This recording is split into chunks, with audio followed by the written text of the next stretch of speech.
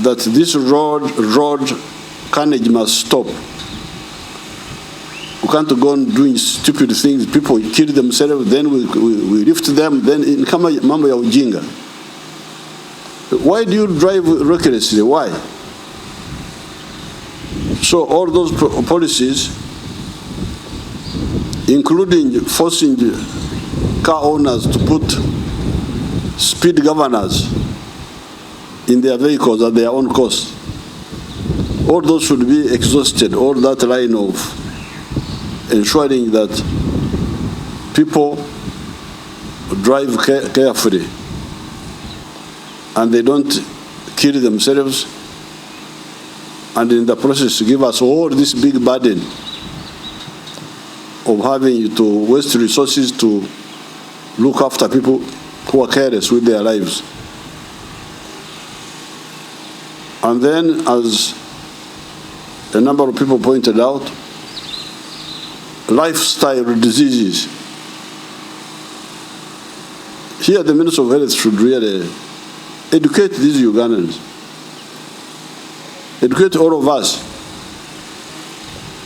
Because even some of us who are very health conscious, you find we don't know. Like for instance, when this corona started, because me, I don't have budget for sickness. To have days when I am sick and the legs are up in the hospital, I don't have that budget. I have been active for the last 60 years, almost continuously.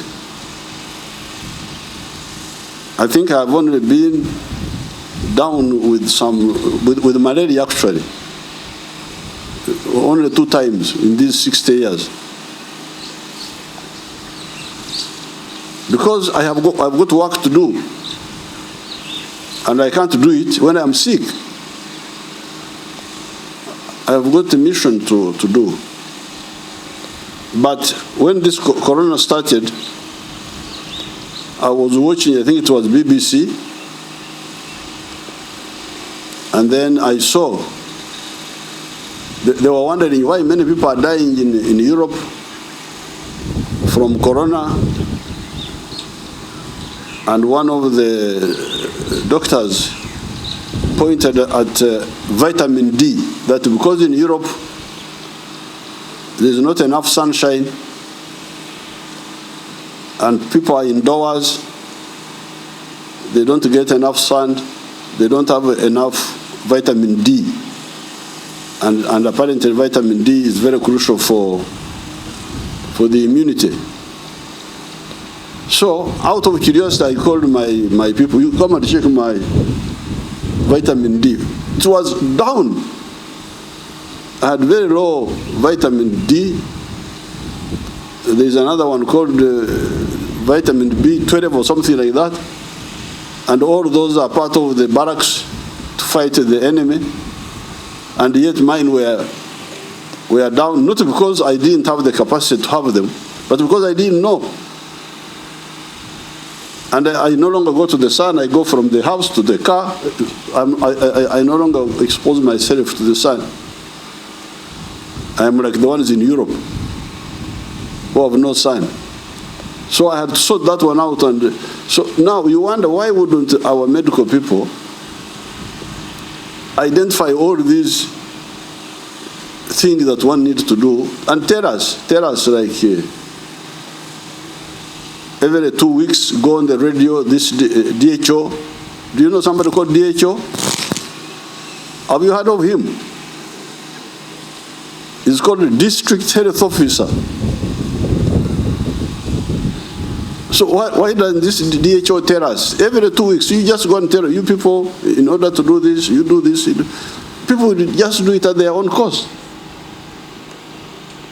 Now, like this, eating too much, then people get fat, and then the arteries get clogged, then they die, they collapse, then the ambulance, all this can be prevented. Tell us how we should eat. What is the best way to eat and when? Alcohol does a lot of damage also to people. So, as we talk about the ambulance service, you have heard, Ayume has made a very good case that you may have the ambulances, but you may not manage the cost. Because 200 liters of fuel from here to Karanga and back, or is it only going? Huh? Is it only going or coming also? Two ways. Or query. 200 liters is going and coming or only going?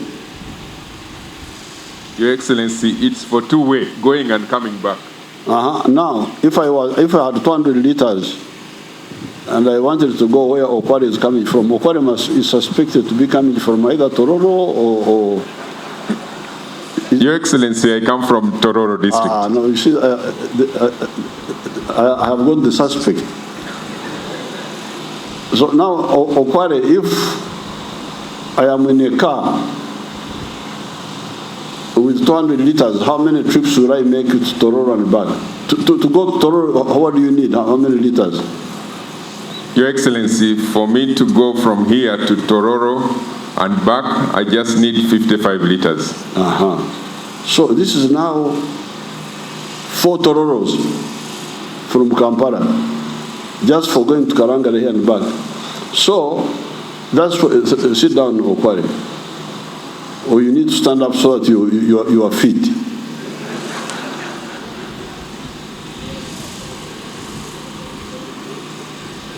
So now you see, this is where the health economics come in. It is clear that, especially for this water thing, it may not be sustainable to allow the Basese to live carelessly and hope that they will be rescued by the boats, because the cost is maybe too much, and we may find that we don't manage in a very short time. So that's why you need to look at the other economic answers. For instance, as Ayume was saying, this health center for, why can't these women be managed there? What are they coming to do in Kampala? Why don't we strengthen that? And for Sese, when I went there, only that this time they elected people whom I cannot understand.